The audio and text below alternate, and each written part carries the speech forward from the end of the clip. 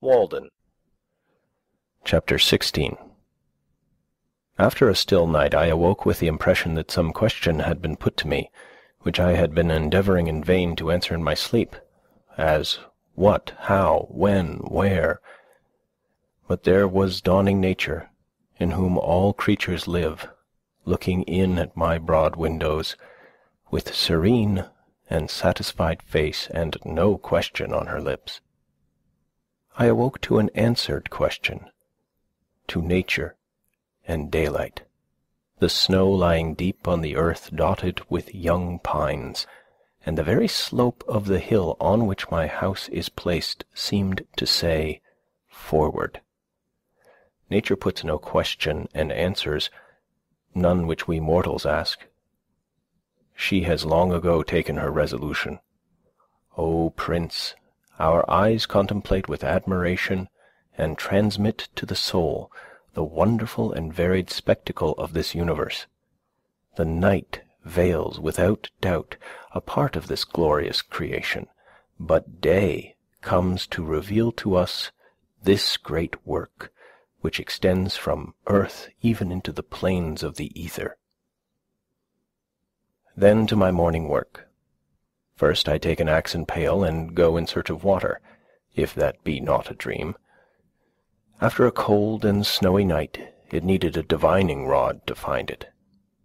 Every winter the liquid and trembling surface of the pond, which was so sensitive to every breath, and reflected every light and shadow, becomes solid to the depth of a foot or a foot and a half, so that it will support the heaviest teams, and perchance the snow covers it to an equal depth, and it is not to be distinguished from any level field. Like the marmots in the surrounding hills, it closes its eyelids and becomes dormant for 3 months or more. Standing on the snow-covered plain as if in a pasture amid the hills, I cut my way first through a foot of snow and then a foot of ice, and open a window under my feet, where, kneeling to drink, I look down into the quiet parlour of the fishes, pervaded by a softening light as through a window of ground glass, with its bright sanded floor the same as in summer. There a perennial waveless serenity reigns as in the amber twilight sky, corresponding to the cool and even temperament of the inhabitants.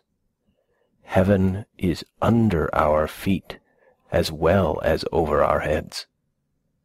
Early in the morning, while all things are crisp with frost, men come with fishing reels and slender lunch, and let down their fine lines through the snowy field to take pickerel and perch. Wild men, who instinctively follow other fashions and trust other authorities than their townsmen, and by their goings and comings stitch towns together in parts where else they would be ripped. They sit and eat their luncheon in stout fear knots on the dry oak leaves on the shore, as wise in local lore as the citizen is in artificial. They never consulted with books, and know and can tell much less than they have done. The things which they practice are said not yet to be known. Here is one fishing for pickerel with grown perch for bait. You look into his pail with wonder as into a summer pond, as if he kept summer locked up at home or knew where she had retreated. How, pray, did he get these in mid-winter? Oh, he got worms out of rotten logs since the ground froze, and so he caught them. His life itself passes deeper in nature than the studies of the naturalist penetrate. Himself a subject for the naturalist. The latter raises the moss and bark gently with his knife in search of insects. The former lays open logs to their core with his axe, and moss and bark fly far and wide. He gets his living by barking trees. Such a man has some right to fish, and I love to see nature carried out in him. The perch swallows the grubworm, the pickerel swallows the perch, and the fisherman swallows the pickerel. and so all the chinks in the scale of being are filled. When I strolled around the pond in misty weather, I was sometimes amused by the primitive mode which some ruder fisherman had adopted. He would perhaps have placed alder branches over the narrow holes in the ice, which were 4 or 5 rods apart and an equal distance from the shore, and having fastened the end of the line to a stick to prevent it being pulled through, have passed the slack line over a twig of the alder, a foot or more above the ice, and tied a dry oak leaf to it, which, being pulled down, would show when he had a bite. These alders loomed through the mist at regular intervals as you walked halfway around the pond. Ah, the pickerel of Walden, when I see them lying on the ice or in the well which the fisherman cuts in the ice, making a little hole to admit the water, I am always surprised by their rare beauty, as if they were fabulous fishes.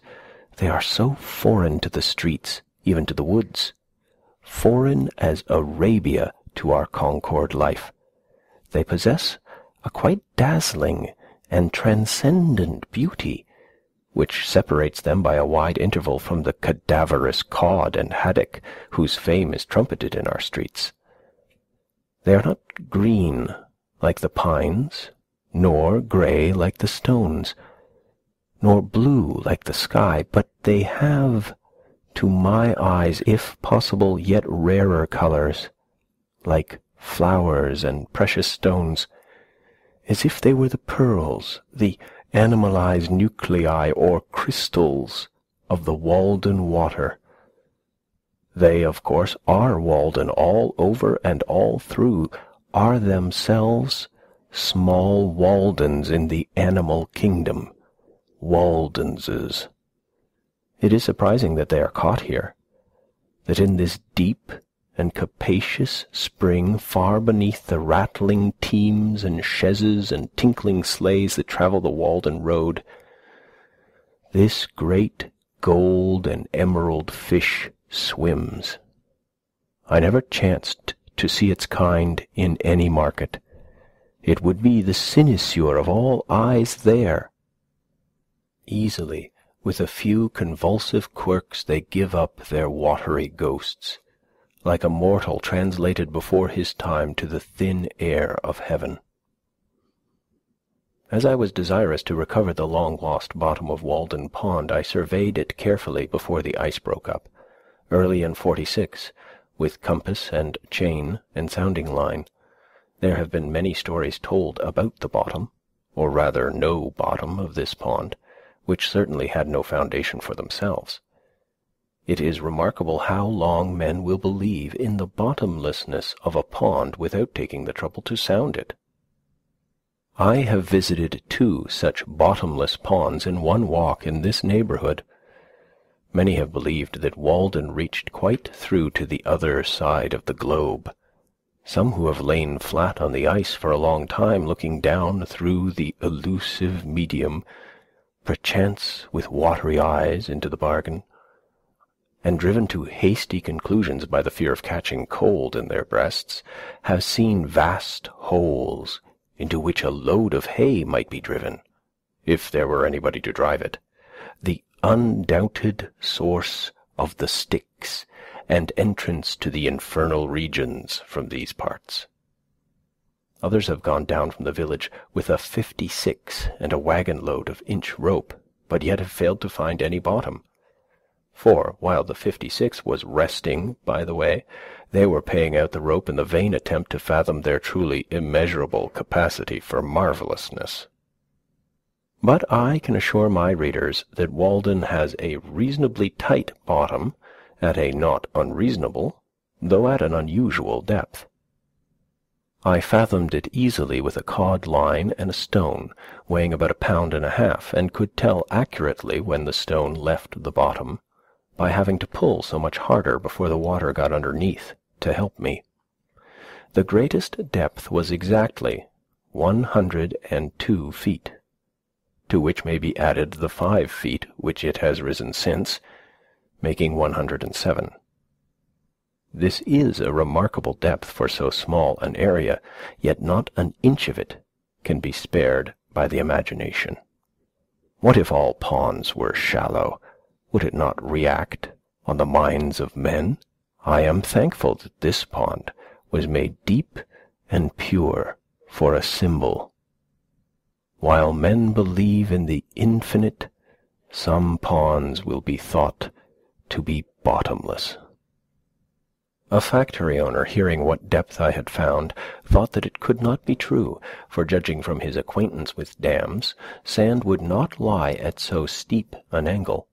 But the deepest ponds are not so deep in proportion to their area as most suppose, and if drained would not leave very remarkable valleys.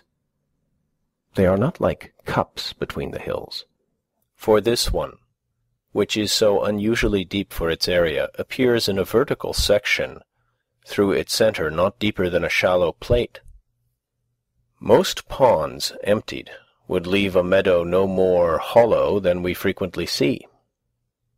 William Gilpin, who is so admirable in all that relates to landscapes, and usually so correct, standing at the head of Loch Fyne in Scotland, which he describes as a bay of salt water 60 or 70 fathoms deep, 4 miles in breadth, and about 50 miles long, surrounded by mountains, observes, "If we could have seen it immediately after the diluvian crash, or whatever convulsion of nature occasioned it, before the waters gushed in, what a horrid chasm must it have appeared!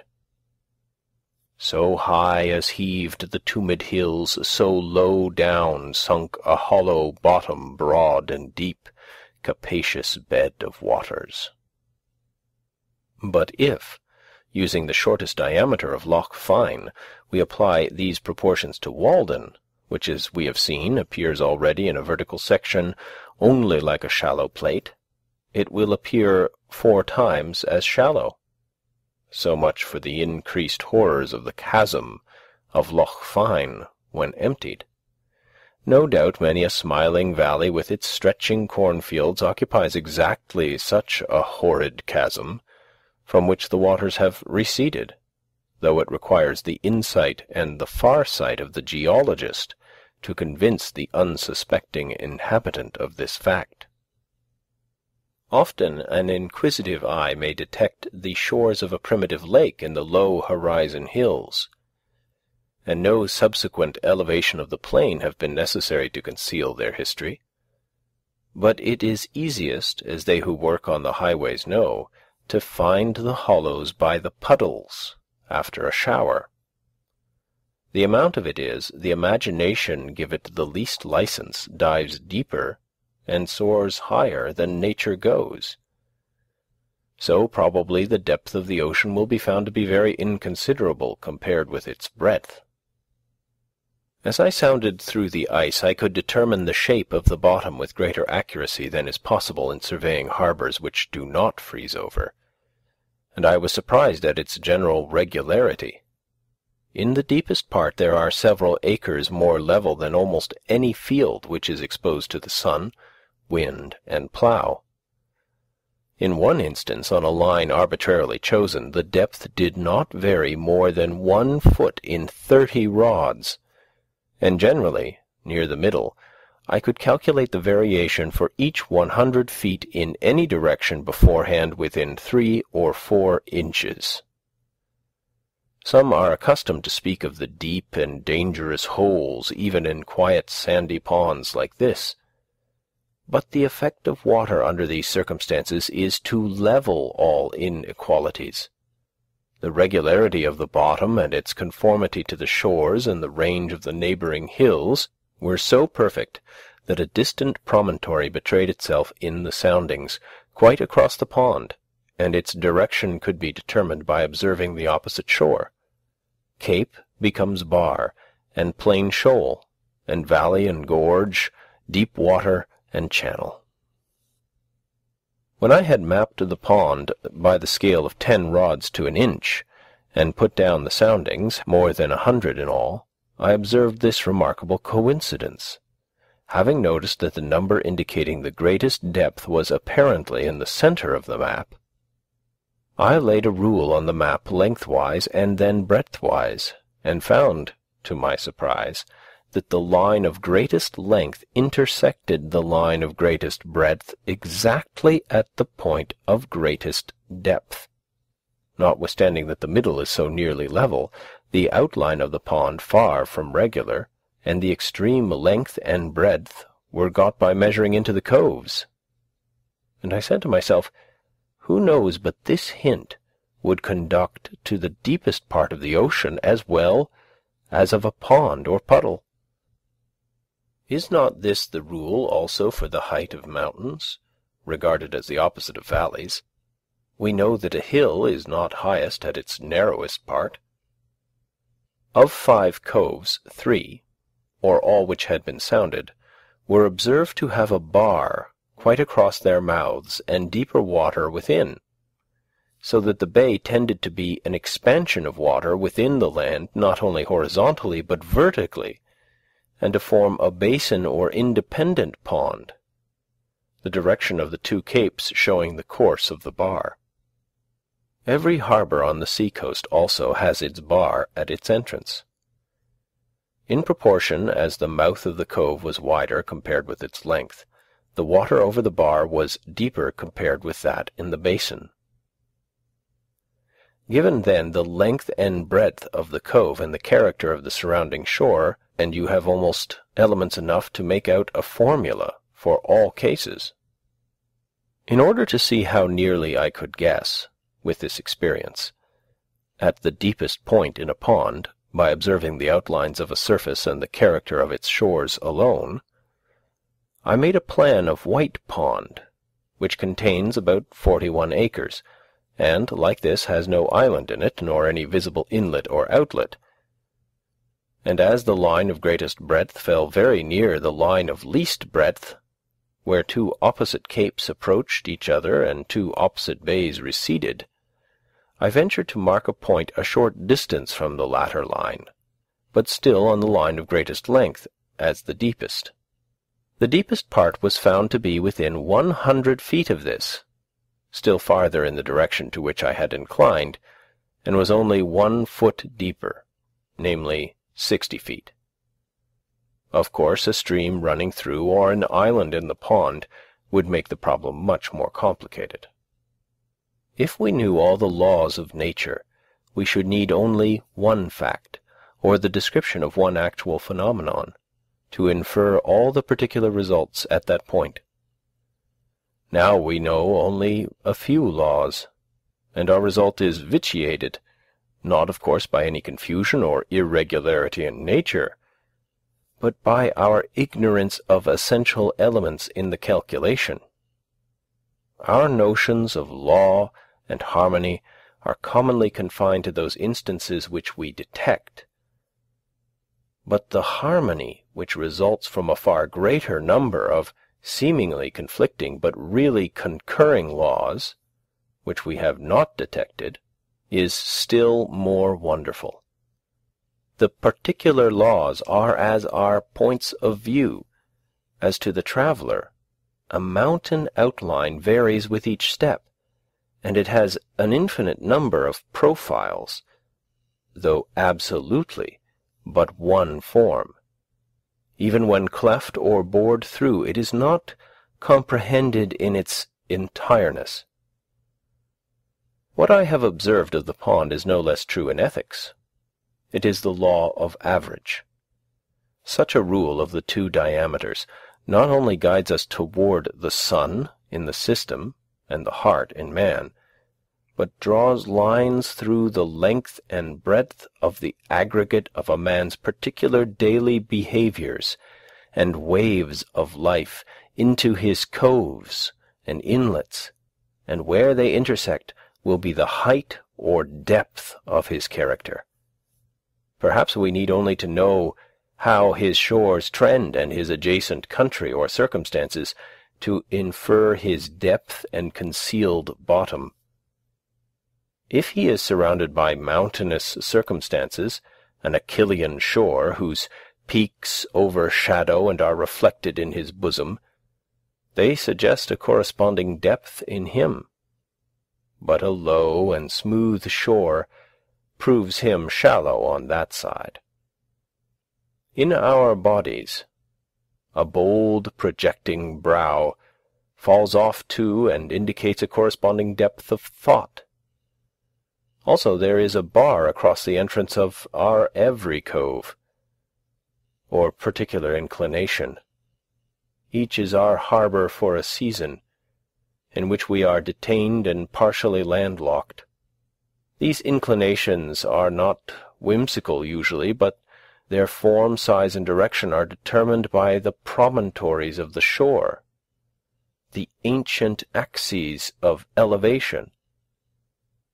When this bar is gradually increased by storms, tides, or currents, or there is a subsidence of the waters, so that it reaches to the surface, that which was at first but an inclination in the shore, in which a thought was harboured, becomes an individual lake, cut off from the ocean, wherein the thought secures its own conditions, changes perhaps from salt to fresh, becomes a sweet sea, dead sea, or a marsh. At the advent of each individual into this life, may we not suppose that such a bar has risen to the surface somewhere? It is true, we are such poor navigators that our thoughts, for the most part, stand off and on upon a harbourless coast, are conversant only with the bights of the bays of poesy, or steer for the public ports of entry, and go into the dry docks of science, where they merely refit for this world, and no natural currents concur to individualize them. As for the inlet or outlet of Walden, I have not discovered any but rain and snow and evaporation, though perhaps with a thermometer and a line such places may be found, for where the water flows into the pond it will probably be coldest in summer and warmest in winter. When the ice men were at work here in 46-47, the cakes sent to the shore were one day rejected by those who were stacking them up there, not being thick enough to lie side by side with the rest, and the cutters thus discovered that the ice over a small space was 2 or 3 inches thinner than elsewhere, which made them think that there was an inlet there. They also showed me in another place what they thought was a leach hole, through which the pond leaked out under a hill into a neighbouring meadow, pushing me out on a cake of ice to see it. It was a small cavity under 10 feet of water, but I think that I can warrant the pond not to need soldering till they find a worse leak than that.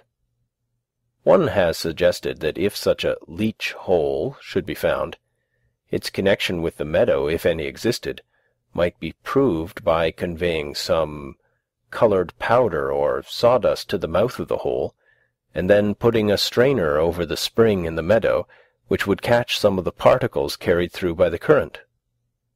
While I was surveying, the ice, which was 16 inches thick, undulated under a slight wind like water. It is well known that a level cannot be used on ice. At 1 rod from the shore, its greatest fluctuation, when observed by means of a level on land directed toward a graduated staff on the ice, was 3/4 of an inch, though the ice appeared firmly attached to the shore. It was probably greater in the middle. Who knows but if our instruments were delicate enough we might not detect an undulation in the crust of the earth?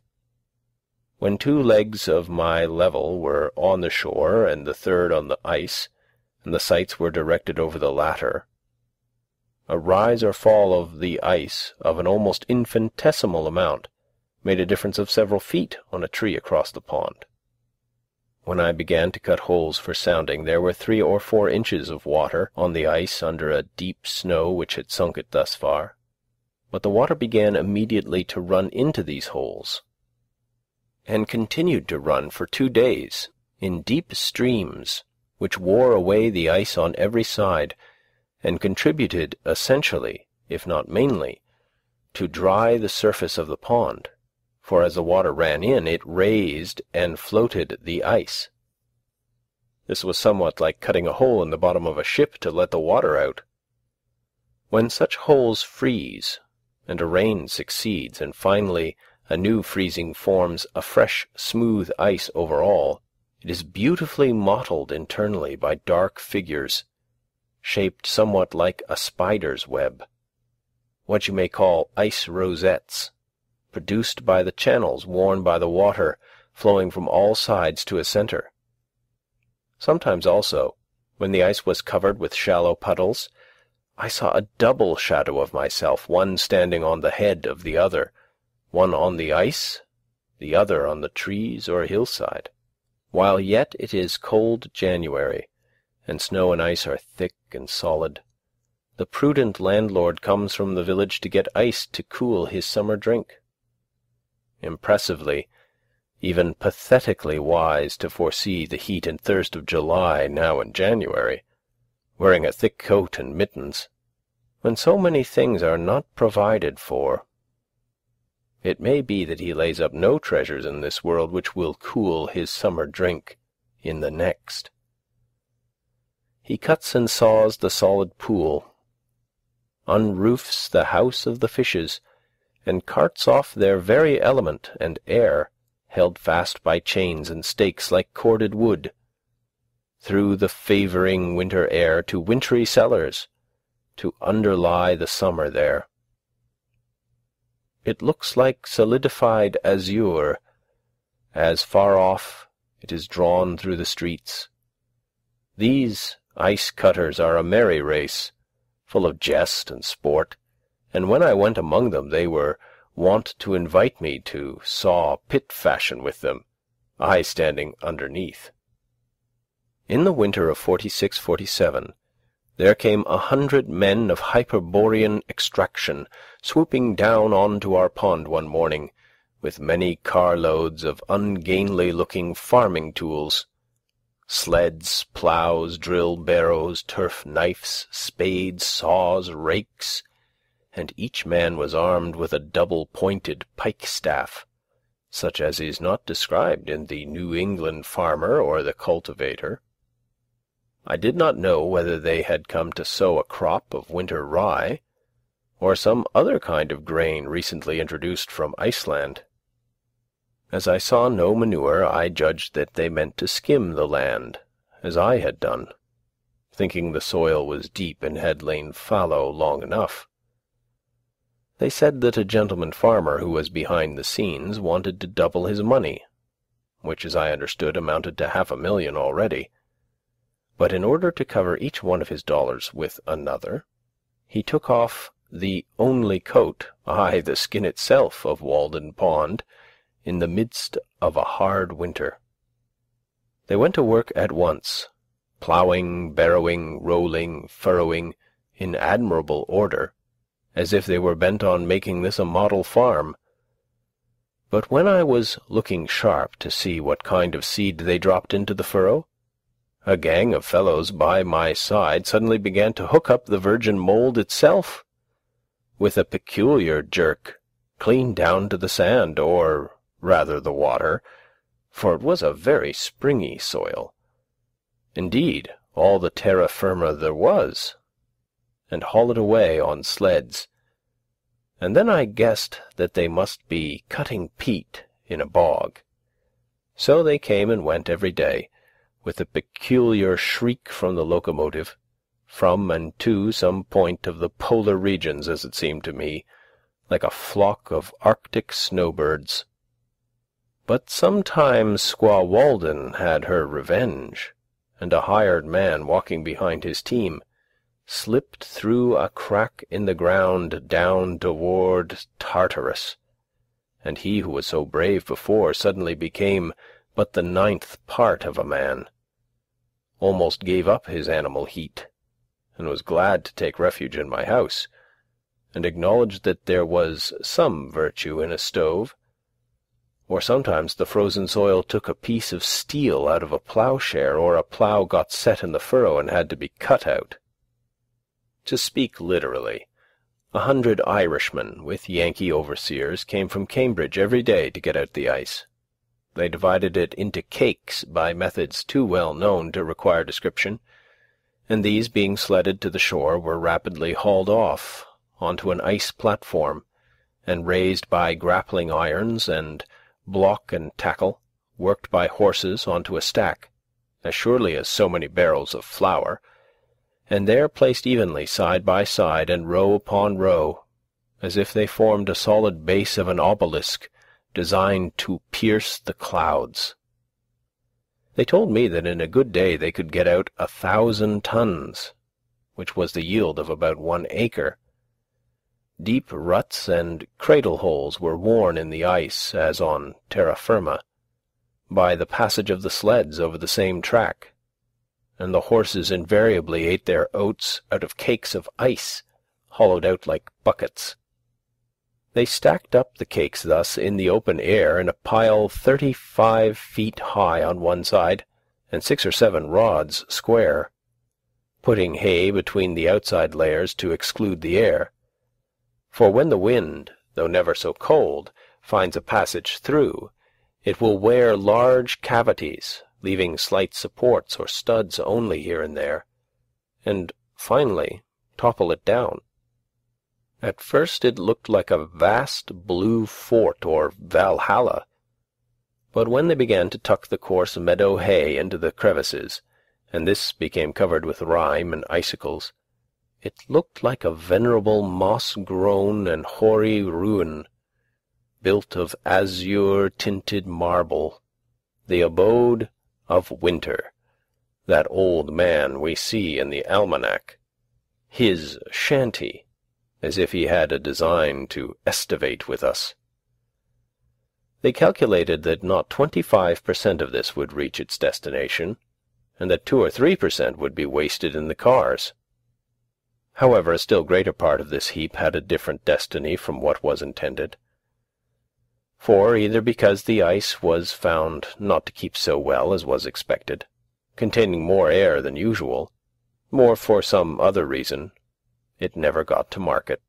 This heap, made in the winter of 46-47 and estimated to contain 10,000 tons, was finally covered with hay and boards, and though it was unroofed the following July and a part of it carried off, the rest remained exposed to the sun. It stood over that summer and the next winter, and was not quite melted till September of 1848. Thus the pond recovered the greater part. Like the water, the Walden ice, seen near at hand, has a green tint, but at a distance is beautifully blue, and you can easily tell it from the white ice of the river or the merely greenish ice of some ponds, 1/4 of a mile off.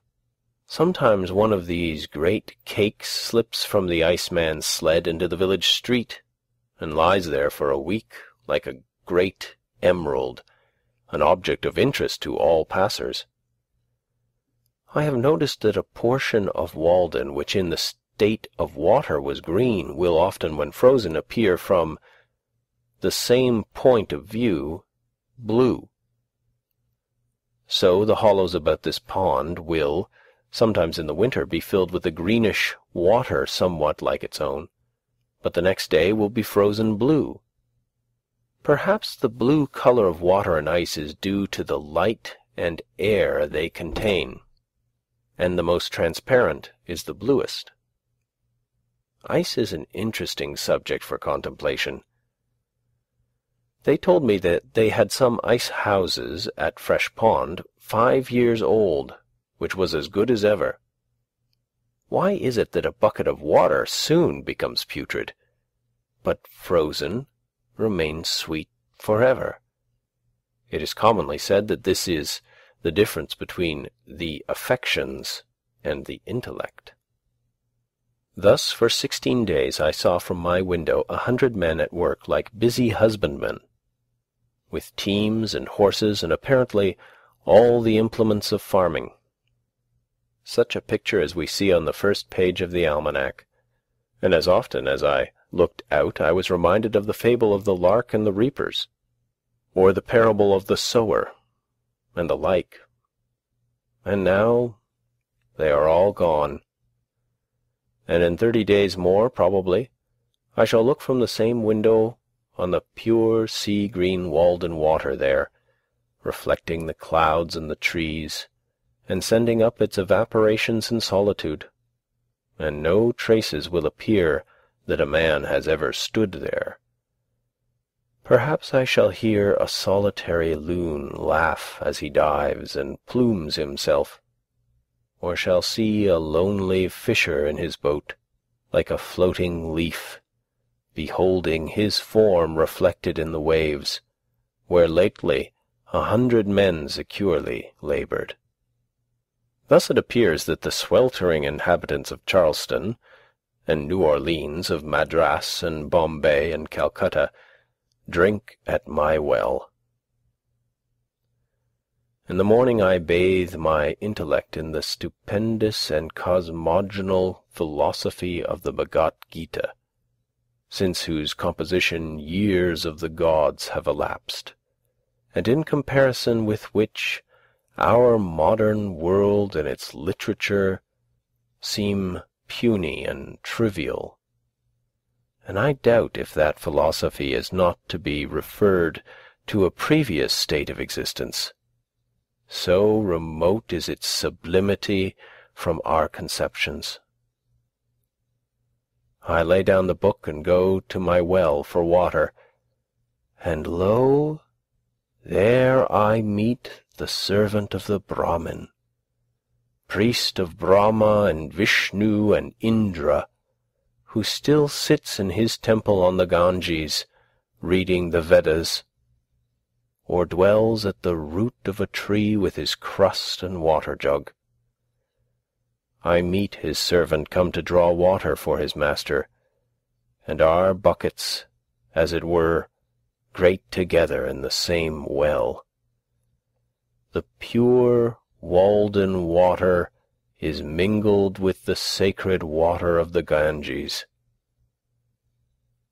With favouring winds it is wafted past the site of the fabulous islands of Atlantis and the Hesperides, makes the periplus of Hanno, and floating by Ternate and Tidor and the mouth of the Persian Gulf, melts in the tropic gales of the Indian seas, and is landed in ports of which Alexander only heard the names. End of chapter 16. Chapter 17. Spring. The opening of large tracts by the ice cutters commonly causes a pond to break up earlier, for the water agitated by the wind, even in cold weather, wears away the surrounding ice. But such was not the effect on Walden that year, for she had soon got a thick new garment to take the place of the old. This pond never breaks up so soon as the others in this neighbourhood, on account both of its greater depth and its having no stream passing through it to melt or wear away the ice. I never knew it to open in the course of a winter, not excepting that of 52-53, which gave the pond so severe a trial. It commonly opens about the 1st of April, a week or 10 days later than Flint's Pond and Fairhaven, beginning to melt on the north side and in the shallower parts where it began to freeze. It indicates better than any water hereabouts the absolute progress of the season, being least affected by transient changes of temperature. A severe cold of a few days' duration in March may very much retard the opening of the former ponds, while the temperature of Walden increases almost uninterruptedly. A thermometer thrust into the middle of Walden on the 6th of March, 1847, stood at 32 degrees, or freezing point. Near the shore at 33 degrees. In the middle of Flint's Pond, the same day, at 32+ degrees. At a dozen rods from the shore, in shallow water under ice a foot thick, at 36 degrees. This difference of 3½ degrees between the temperature of the deep water and the shallow in the latter pond, and the fact that a great proportion of it is comparatively shallow, show why it should break up so much sooner than Walden. The ice in the shallowest part was at this time several inches thinner than in the middle. In midwinter the middle had been the warmest and the ice thinnest there. So also every one who has waded about the shores of the pond in summer must have perceived how much warmer the water is close to the shore, where only 3 or 4 inches deep, than a little distance out, and on the surface where it is deep, than near the bottom. In spring the sun not only exerts an influence through the increased temperature of the air and earth, but its heat passes through ice a foot or more thick, and is reflected from the bottom in shallow water, and so also warms the water and melts the under side of the ice, at the same time that it is melting it more directly above, making it uneven, and causing the air bubbles which it contains to extend themselves upward and downward until it is comparatively honeycombed, and at last disappears suddenly in a single spring rain. Ice has its grain as well as wood, and when a cake begins to rot or comb, that is, assume the appearance of honeycomb, whatever may be its position, the air cells are at right angles with what was the water surface. Where there is a rock or a log rising near to the surface, the ice over it is much thinner, and is frequently quite dissolved by this reflected heat. And I have been told that in the experiment at Cambridge to freeze water in a shallow wooden pond, through the cold air circulating underneath, and so had access to both sides, the reflection of the sun from the bottom more than counterbalanced this advantage. When a warm rain in the middle of the winter melts off the snow ice from Walden, and leaves a hard, dark, or transparent ice on the middle, there will be a strip of rotten, though thicker, white ice, a rod or more wide, about the shores, created by this reflected heat. Also, as I have said, the bubbles themselves within the ice operate as burning glasses to melt the ice beneath. The phenomena of the year take place every day in a pond on a small scale.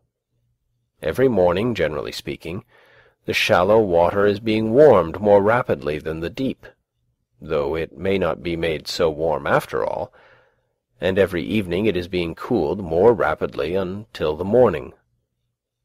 The day is an epitome of the year.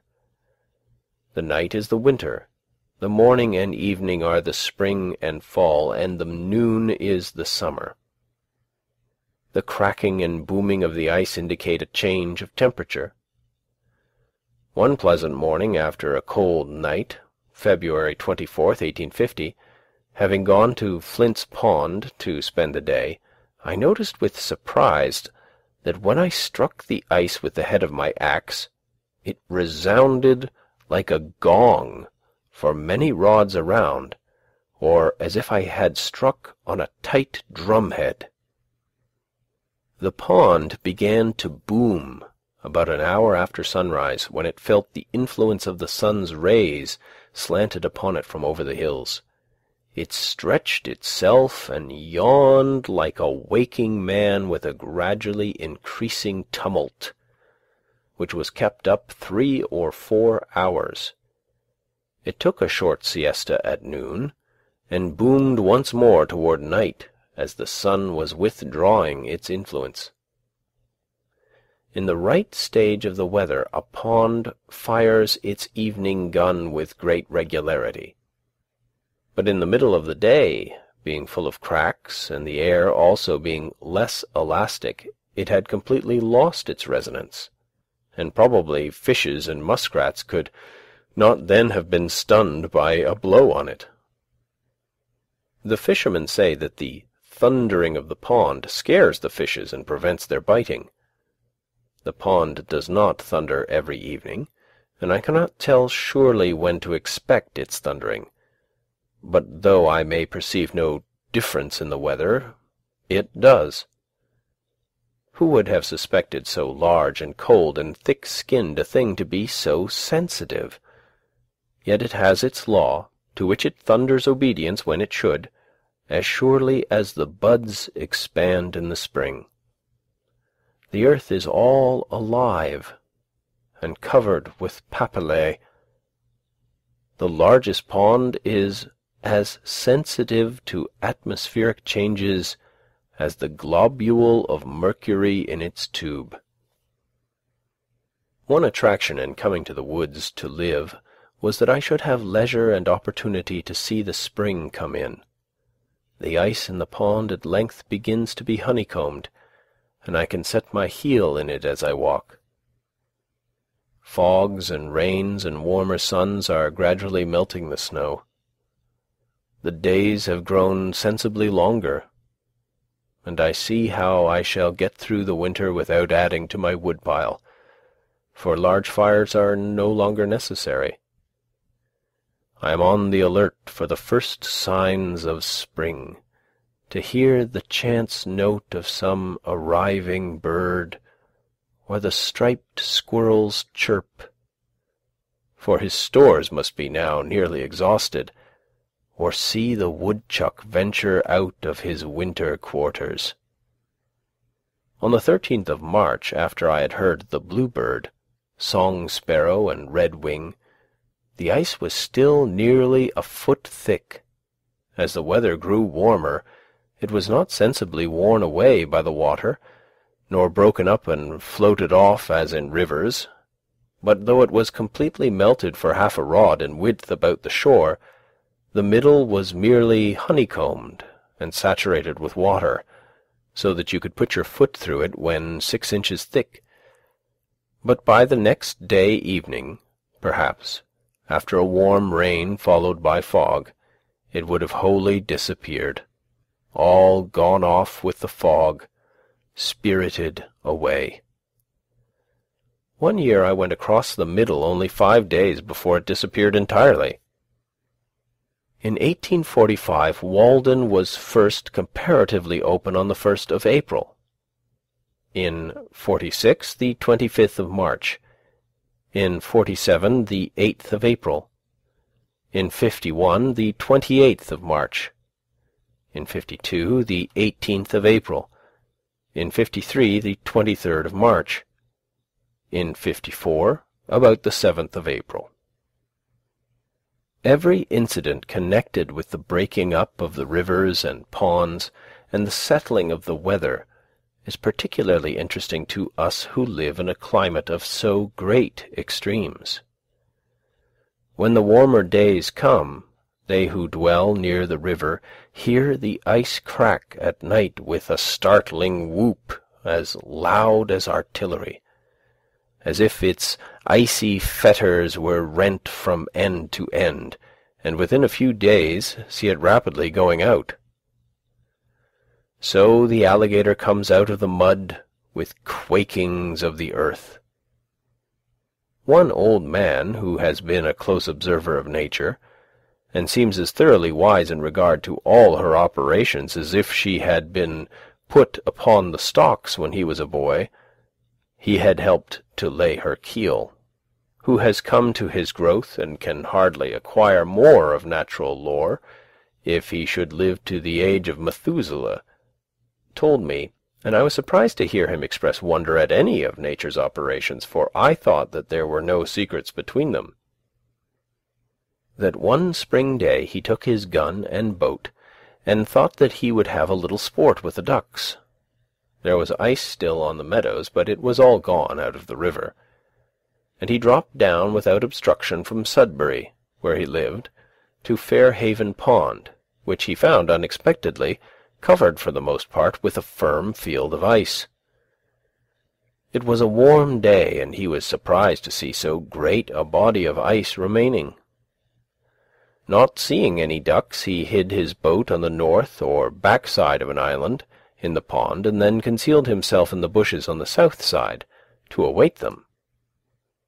The ice was melted for 3 or 4 rods from the shore, and there was a smooth and warm sheet of water, with a muddy bottom, such as the ducks love, within, and he thought it likely that some would be along pretty soon. After he had lain still there about an hour, he heard a low and seemingly very distant sound, but singularly grand and impressive, unlike anything he had ever heard, gradually swelling and increasing as if it would have a universal and memorable ending, a sullen rush and roar, which seemed to him all at once like the sound of a vast body of fowl coming in to settle there. And seizing his gun, he started up in haste and excited. But he found to his surprise that the whole body of the ice had started while he lay there, and drifted into the shore, and the sound he had heard was made by its edge grating on the shore, at first gently nibbled and crumbled off, but at length heaving up and scattering its wrecks along the island to a considerable height before it came to a standstill. At length the sun's rays have attained the right angle, and warm winds blow up mist and rain, and melt the snowbanks, and the sun, dispersing the mist, smiles on a checkered landscape of russet and white smoking with incense, through which the traveller picks his way from islet to islet, cheered by the music of 1,000 tinkling rills and rivulets, whose veins are filled with the blood of winter, which they are bearing off. Few phenomena gave me more delight to observe the forms which thawing sand and clay assume in flowing down the sides of a deep cut on the railroad, through which I passed on my way to the village. A phenomenon not very common on so large a scale, though the number of freshly exposed banks of the right material must have been greatly multiplied since railroads were invented. The material was sand of every degree of fineness, and of rich colours, commonly mixed with a little clay. When the frost comes out in the spring, and even in a thawing day in the winter, the sand begins to flow down the slopes like lava, sometimes bursting out through the snow and overflowing it, where no sand was to be seen before. Innumerable little streams overlap and interlace one with another, exhibiting a sort of hybrid product, which obeys halfway the law of currents and halfway that of vegetation. As it flows, it takes the form of sappy leaves or vines, making heaps of pulpy sprays a foot or more in depth, and resembling, as you look down on them, the laciniated, lobed, and imbricated thalluses of some lichens. Or you are reminded of coral, of leopards' paws or birds' feet, of brains or lungs or bowels, and excrements of all kinds. It is a truly grotesque vegetation, whose form and colour we see imitated in bronze, a sort of architectural foliage more ancient and typical than acanthus, chicory, ivy, vine, or any vegetable leaves, destined perhaps under some circumstances to become a puzzle to future geologists. The whole cut impressed me as if it were a cave with its stalactites laid open to the light. The various shades of the sand are singularly rich and agreeable, embracing the different iron colours, brown, grey, yellowish, and reddish.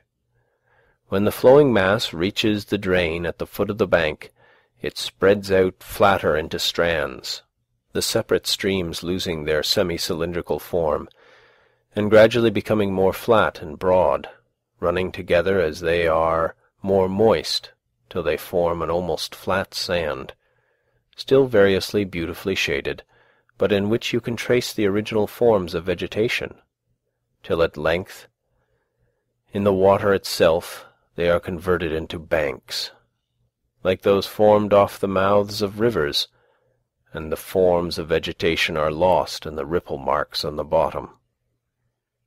The whole bank, which is from 20 to 40 feet high, is sometimes overlaid with a mass of this kind of foliage, or sandy rupture, for a quarter of a mile on one or both sides, the produce of one spring day. What makes this sand foliage remarkable is its springing into existence thus suddenly. When I see on the one side the inert bank, for the sun acts on one side first, and on the other this luxuriant foliage and the creation of an hour, I am affected as if in a peculiar sense I stood in the laboratory of the artist who made the world and me, had come to where he was still at work, sporting on this bank and with excess of energy strewing his fresh designs about.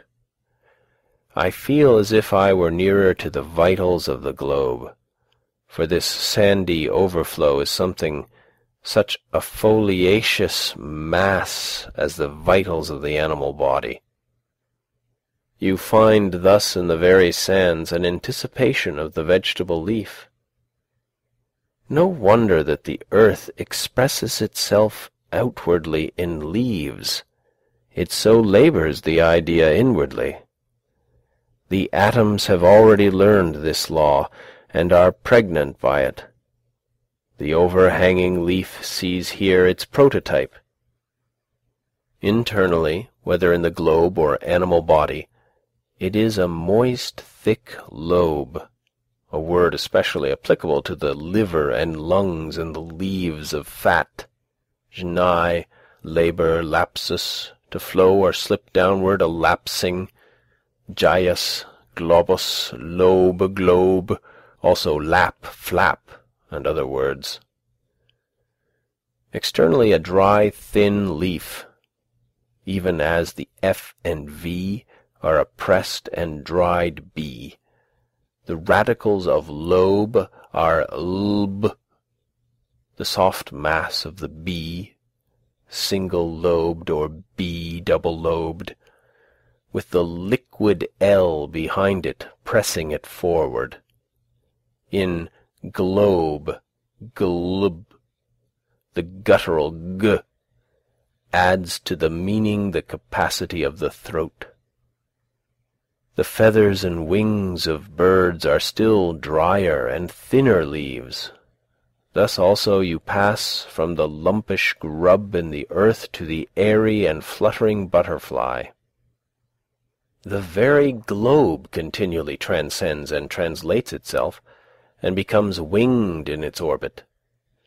Even ice begins with delicate crystal leaves, as if it had flowed into moulds which the fronds of water plants have impressed on the watery mirror. The whole tree itself is but one leaf, and rivers are still vaster leaves whose pulp is intervening earth, and towns and cities are the ova of insects in their axils. When the sun withdraws and the sand ceases to flow, but in the morning the streams will start once more and branch again into a myriad of others. You here see perchance how blood vessels are formed. If you look closely, you observe that first there pushes forward from the thawing mass a stream of softened sand with a drop-like point, like the ball of the finger, feeling its way slowly and blindly downward until at last, with more heat and moisture, as the sun gets higher, the most fluid portion, in its effort to obey the law to which the most inert also yields, separates from the latter and forms for itself a meandering channel or artery within that, in which is seen a little silvery stream glancing like lightning from one stage of pulpy leaves or branches to another. and ever and anon swallowed up in the sand. It is wonderful how rapidly yet perfectly the sand organizes itself as it flows, using the best material its mass affords to form the sharp edges of its channel. Such are the sources of rivers. In the silicious manner which the water deposits is perhaps the bony system, and in the still finer soil and organic matter the fleshy fiber or cellular tissue. What is man but a mass of thawing clay? The ball of the human finger is but a drop congealed. The fingers and toes flow to their extent from the thawing mass of the body. Who knows what the human body would expand and flow out to under a more genial heaven? Is not the hand a spreading palm leaf with its lobes and veins? The ear may be regarded fancifully as a lichen, umbilicaria, on the side of the head, with its lobe or drop. The lip, labium, from labour, laps or lapses from the sides of the cavernous mouth. The nose is a manifest congealed drop or stalactite. The chin is a still larger drop, the confluent dripping of the face. The cheeks are a slide from the brows into the valleys of the face, opposed and diffused by the cheekbones. Each rounded lobe of the vegetable leaf, too, is a thick and now loitering drop, larger or smaller. The lobes are the fingers of the leaf, and as many lobes as it has, in so many directions it tends to flow, and more heat or other genial influences would have caused it to flow yet farther. Thus it seemed that this one hillside illustrated the principle of all the operations of nature. The maker of this earth but patented a leaf. What Champollion will decipher this hieroglyphic for us, that we may turn over a new leaf at last? This phenomenon is more exhilarating to me than the luxuriance and fertility of vineyards. True, it is somewhat excrementitious in its character, and there is no end to the heaps of liver, lights, and bowels, as if the globe were turned wrong side outward. But this suggests at least that nature has some bowels, and there again is mother of humanity. This is the frost coming out of the ground. This is spring. It precedes the green and flowery spring, as mythology precedes regular poetry. I know of nothing more purgative of winter fumes and indigestions. Fresh curls spring from the baldest brow. There is nothing inorganic. These foliaceous heaps lie along the bank like the slag of a furnace, showing that nature is in full blast within. The earth is not a mere fragment of dead history, stratum upon stratum like the leaves of a book to be studied by geologists and antiquaries chiefly, but living poetry like the leaves of a tree which precede flowers and fruit. Not a fossil earth, but a living earth, compared with whose great central life all animal and vegetable life is merely parasitic. Its throes will heave our exuviae from their graves. You may melt your metals and cast them into the most beautiful moulds you can. They will never excite me like the forms which this molten earth flows out into. And not only it, but the institutions upon it are plastic like clay in the hands of the potter. Ere long, not only on these banks, but on every hill and plain and in every hollow, the frost comes out of the ground like a dormant quadruped from its burrow, and seeks the sea with music, or migrates to other climes in clouds. Thaw, with his gentle persuasion, is more powerful than Thor with his hammer. The one melts, the other but breaks in pieces. When the ground was partially bare of snow and a few warm days had dried its surface somewhat, it was pleasant to compare the first tender signs of the infant year just peeping forth with the stately beauty of the withered vegetation which had withstood the winter. Life everlasting, golden rods, pinweeds, and graceful wild grasses, more obvious and interesting frequently than in summer even, as if their beauty was not ripe till then. Even cotton-grass, cat-tails, moulins, John's wort, hard-hack, meadow-sweet, and other strong-stemmed plants, those unexhausted granaries which entertain the earliest birds, decent weeds, at least, which widowed nature wears. I am particularly attracted by the arching and sheaf-like top of the wool grass.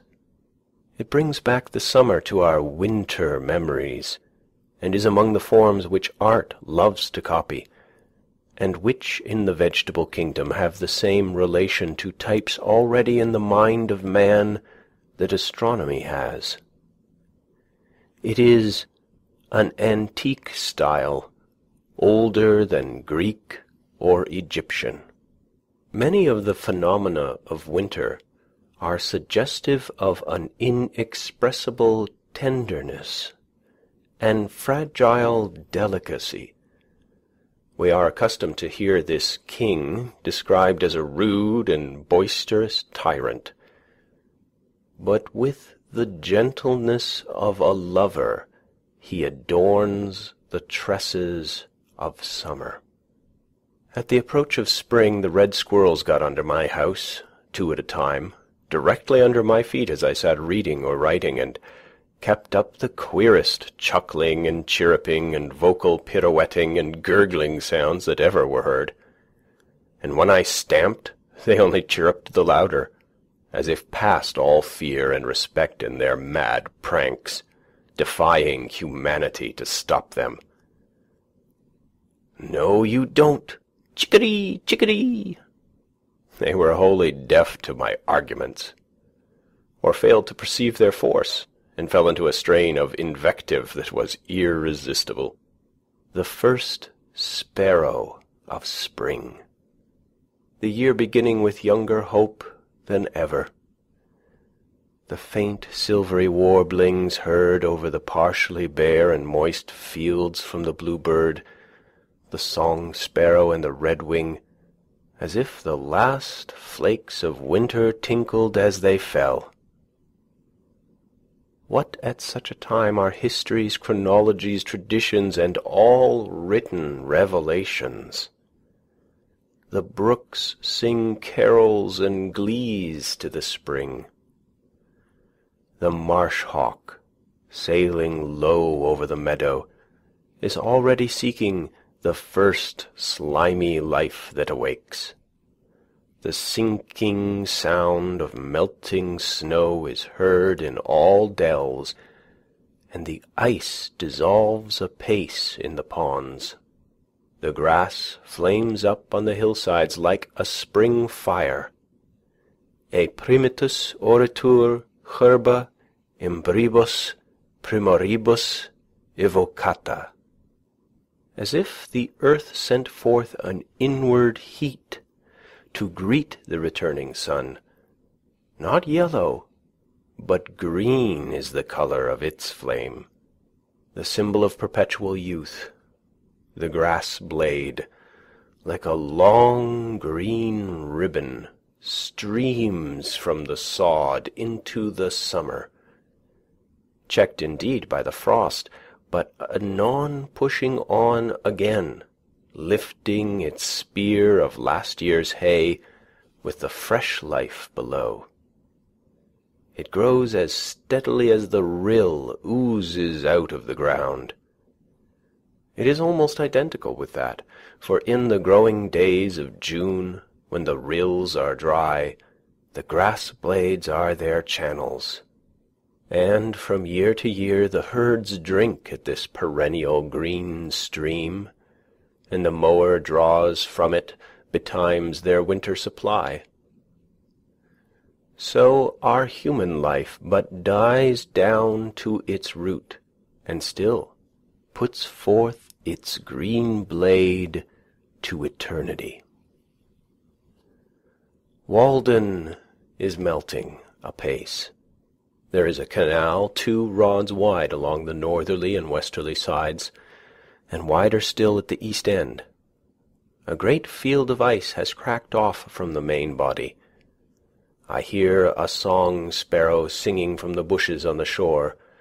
Olit, olit, olit. Chip, chip, chip, chichar. Chawis, whis, whis. He, too, is helping to crack it.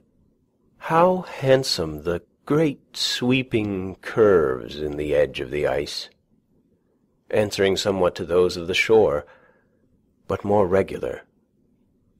It is unusually hard, owing to the recent severe but transient cold, and all watered or waved like a palace floor. But the wind slides eastward over its opaque surface in vain, till it reaches the living surface beyond. It is glorious to behold this ribbon of water sparkling in the sun, the bare face of the pond full of glee and youth, as if it spoke the joy of the fishes within it, and of the sands on its shore. A silvery sheen as from the scales of a leuciscus, as it were all one active fish. Such is the contrast between winter and spring. Walden was dead, and is alive again. But this spring is broke up more steadily, as I have said.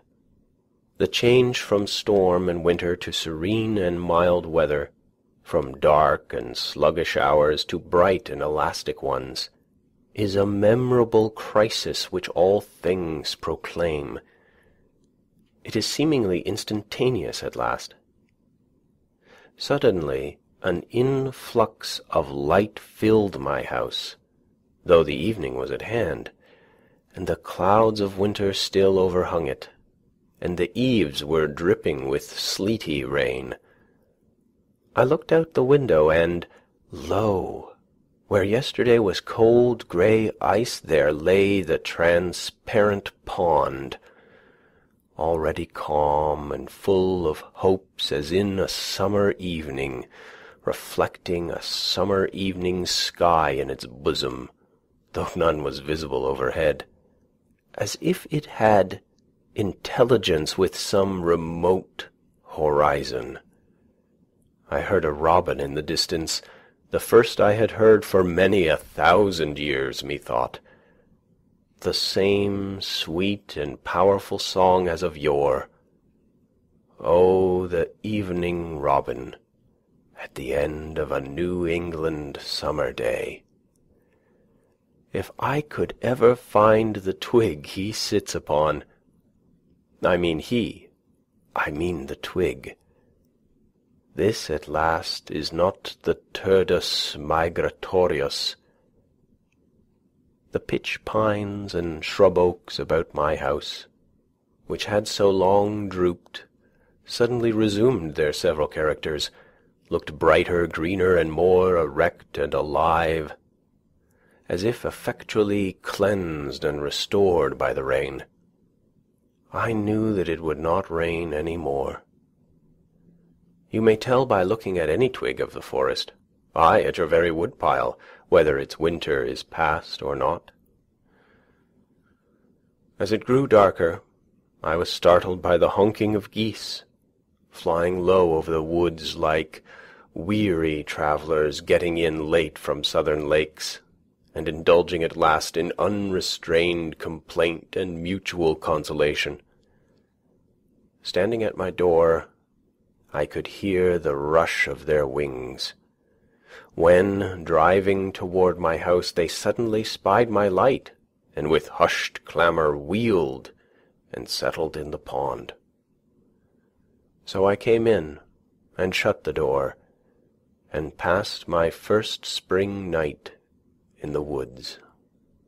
In the morning I watched the geese from the door through the mist, sailing in the middle of the pond, 50 rods off, so large and tumultuous that Walden appeared like an artificial pond for their amusement. But when I stood on the shore, they at once rose up with a great flapping of wings at the signal of their commander, and when they had got into rank, circled about over my head, 29 of them, and then steered straight to Canada, with a regular honk from the leader at intervals, trusting to break their fast in muddier pools. A plump of ducks rose at the same time, and took the route to the north in the wake of their noisier cousins.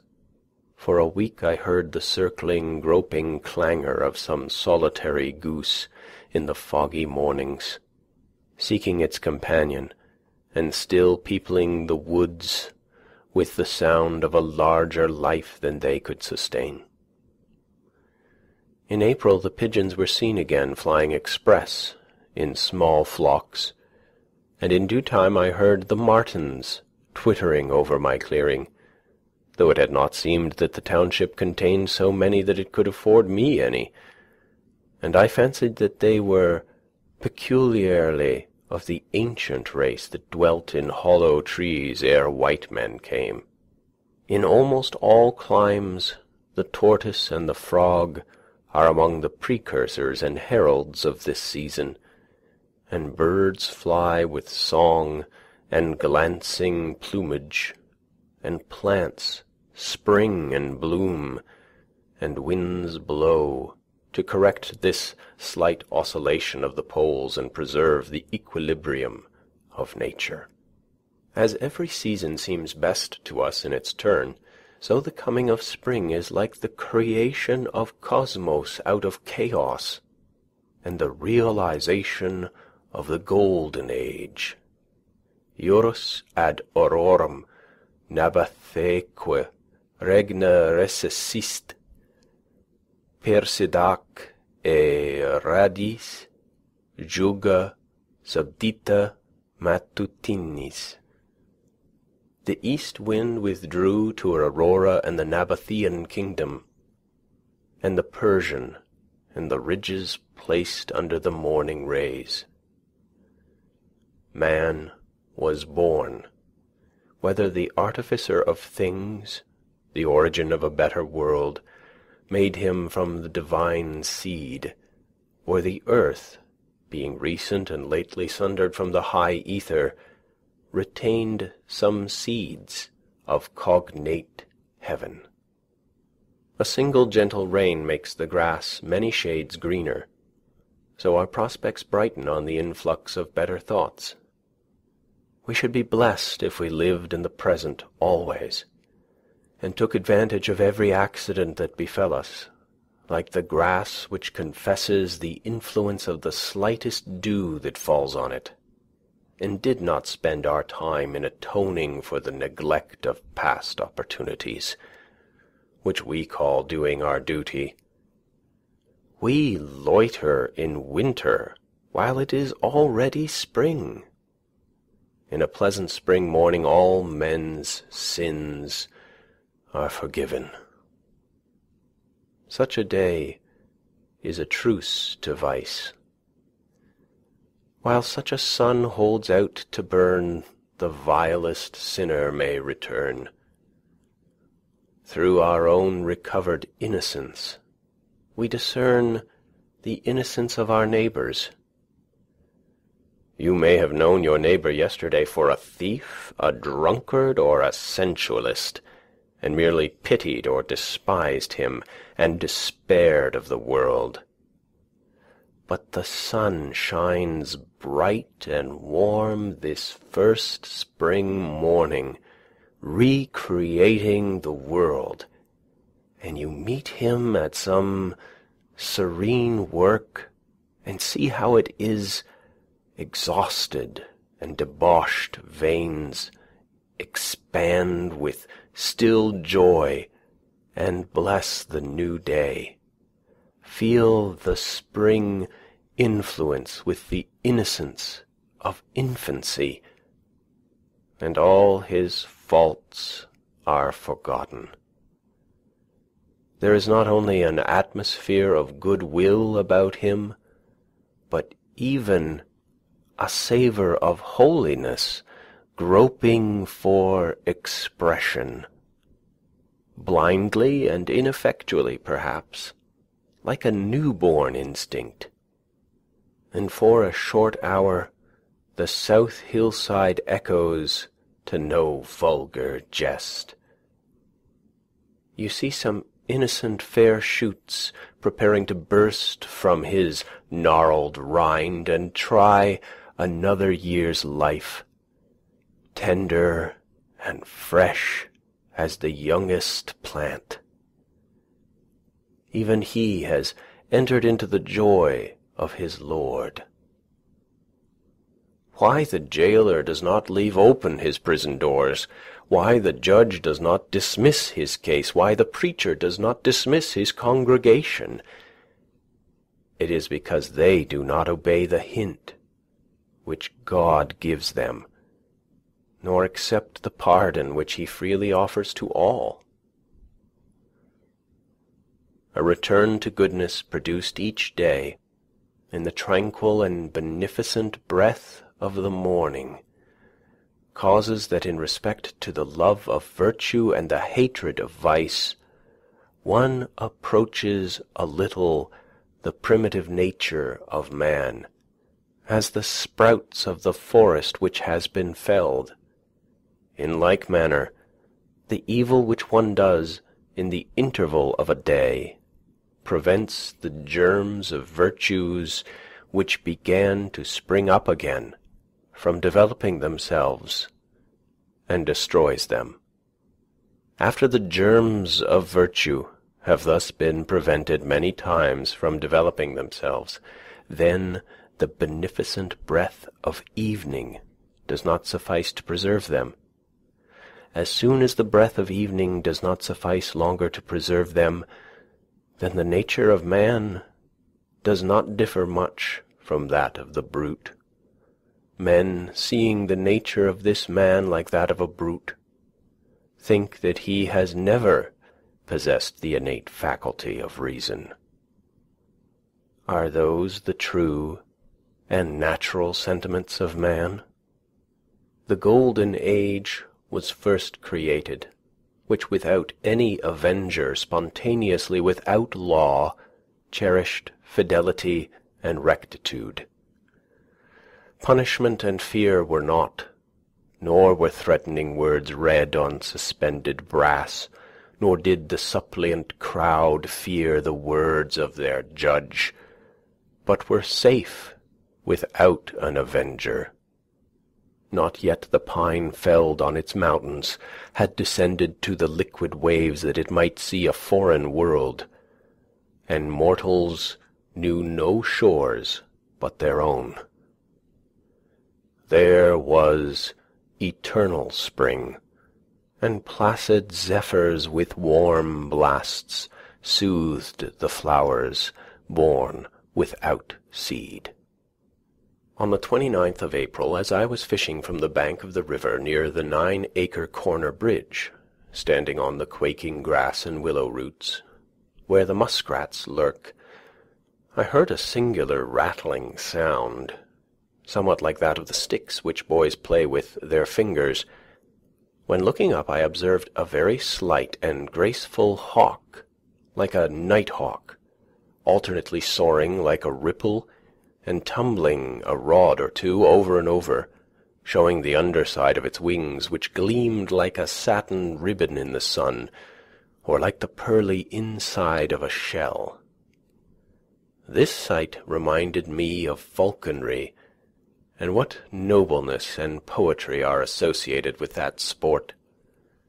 The merlin, it seemed to me, it might be called, but I care not for its name. It was the most ethereal flight I had ever witnessed. It did not simply flutter like a butterfly, nor soar like the larger hawks, but it sported with proud reliance in the fields of air, mounting again and again with its strange chuckle. It repeated its free and beautiful fall, turning over and over like a kite, and then recovering from its lofty tumbling as if it had never set its foot on terra firma. It appeared to have no companion in the universe, sporting there alone, and to need none but the morning and the ether with which it played. It was not lonely, but made all the earth lonely beneath it. Where was the parent which hatched it, its kindred and its father in the heavens? The tenant of the air, it seemed related to the earth but by an egg hatched some time in the crevice of a crag, or was its native nest made in the angle of a cloud, woven of the rainbow's trimmings and the sunset sky, and lined with some soft midsummer haze caught up from earth, its eyrie now some cliffy cloud? Beside this I got a rare mess of golden and silver and bright cupreous fishes, which looked like a string of jewels. Ah, I have penetrated to those meadows on the morning of many a first spring day, jumping from hummock to hummock, from willow root to willow root, when the wild river valley and the woods were bathed in so pure and bright a light as would have waked the dead, if they had been slumbering in their graves, as some suppose. There needs no stronger proof of immortality. All things must live in such a light. O death, where was thy sting? O grave, where was thy victory then? Our village life would stagnate if it were not for the unexplored forests and meadows which surround it. We need the tonic of wildness, to wade sometimes in marshes where the bittern and the meadow hen lurk and hear the booming of the snipe, to smell the whispering sedge where only some wilder and more solitary fowl builds her nest, and the mink crawls with its belly close to the ground. At the same time that we are earnest to explore and learn all things, we require that all things be mysterious and unexplorable, that land and sea be infinitely wild, unsurveyed and unfathomed by us because unfathomable. We can never have enough of nature. We must be refreshed by the sight of inexhaustible vigor, vast and titanic features, the sea-coast with its wrecks, the wilderness with its living and its decaying trees, the thundercloud, and the rain which lasts 3 weeks and produces freshets. We need to witness our own limits transgressed, and some life pasturing freely where we never wander.